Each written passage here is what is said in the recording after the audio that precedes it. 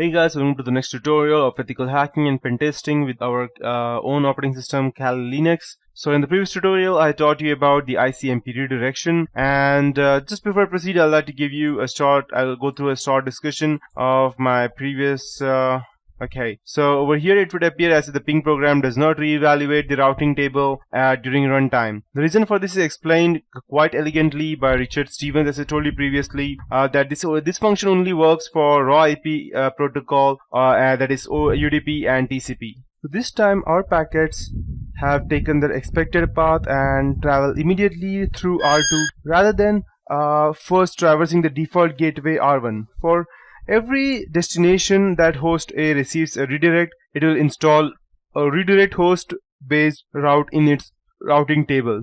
In this small example, it could potentially install or set up to 255 routes and 32-bit mask. Just consider how many potential host-based routes this could generate for networks with more inclusive prefixes. For example, a single route with class B mask could potentially add up to 65,535 redirects. Certainly, it would be better for host A to be fitted with some better method of discovering what traffic to send through R2 instead of relying on ICMP redirects, because actually going ahead and redirecting 65,535 redirects, it sounds exhausting, and it is exhausting, because if you go ahead and try to do that, you may not even be able to get the redirect, stating that you will just be in a loop and you'll waiting like forever to go ahead and get the redirect. Thus, depending upon the OS implementation, these host-based routes can have the characteristic of being short-lived. Solaris implements aggressive aging, where Solaris operating system it implements aggressive aging where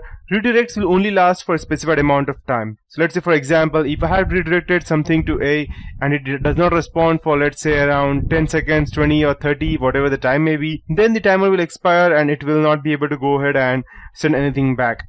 Each redirect is given a short lifetime value and will be automatically removed from the routing table when the timer expires. This is to ensure that redirects do not remain in the routing table indefinitely, at the risk of further going ahead and freezing other data as well. So in BSD networking code, redirects will be removed if they are being used by TCP, and only after the fourth consecutive retransmission attempt they will be removed. Router and gated perform similar forms of redirect expiration. Since ICMP redirects are dynamic and may not reflect the most current topology, it is nice to have an automated method of redirect expiration. Note that ICMP redirects can also cause problems in firewall environments where flow traffic patterns are non-deterministic. Just consider this following example.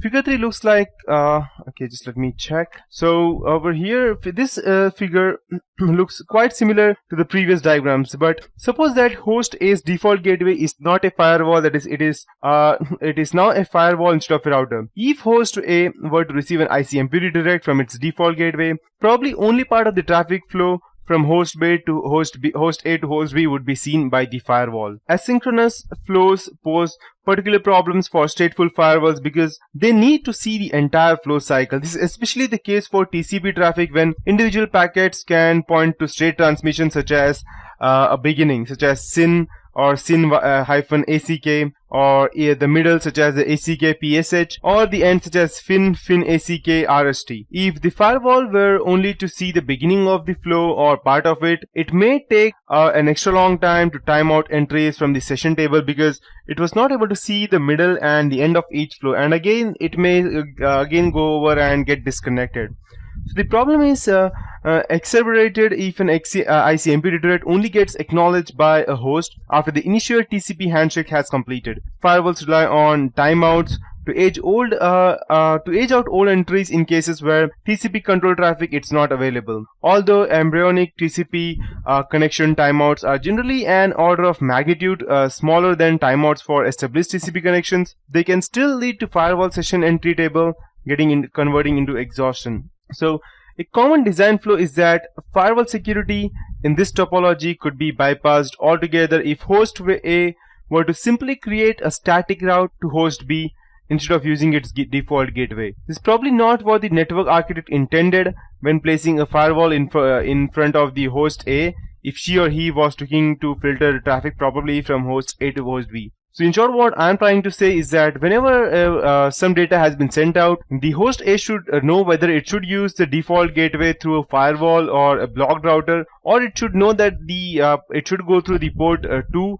that is router 2, through which it should be able to connect to B. So the person needs to know, the data needs to know where it is actually going through. Finally, redirects could be used by an attacker that has some knowledge of the network topology to inject malicious routes into the host routing table. This could case a denial of service against the host or specific destination it is trying to reach.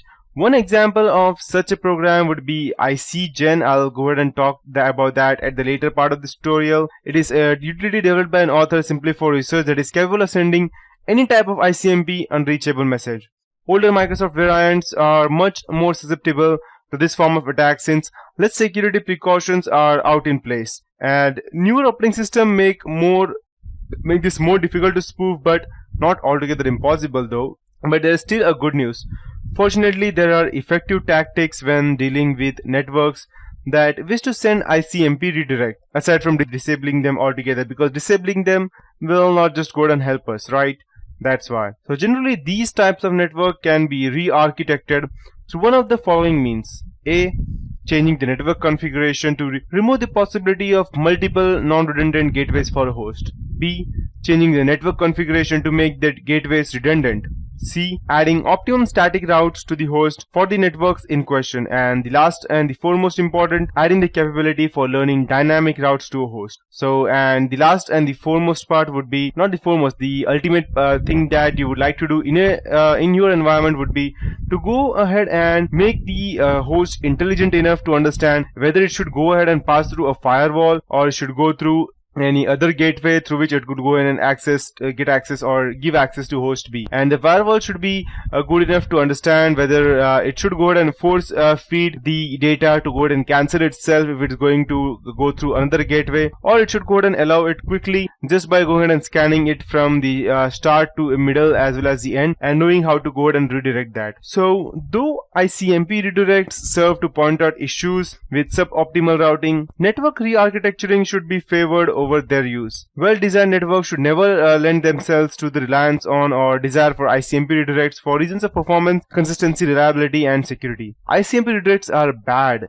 that's why. So in short, that you should make your network so good that you should be able to know whether it should be able to or in fact you should never be able to, you should not go ahead and disable ICMP redirection, I'm saying. But what I am trying to convey is that you should be able to know whether you should be able to go ahead and transfer data through different routes and through different gateways, and even if let's say for example, if the host A transfers some packets to, let's say let's assume that this firewall is a router. I'll just go ahead and go back to my previous one.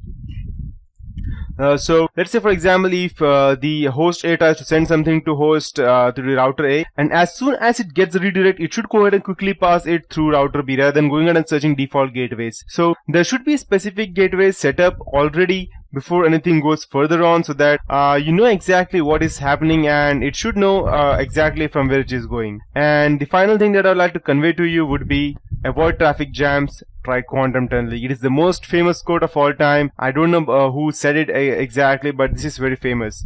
So quantum tunneling, to be in technical terms, I can say as using a secure layer. It is going ahead and using there's a most famous application which is used that is called as PuTTY, P-U-T-T-Y, and you can go ahead and download it from over here. Let me just show it out to you. So as you can see, this is a free SSH and Telnet client for Windows. And Ubuntu, Kali Linux, they have all inbuilt SSH clients, so you don't need to worry about that.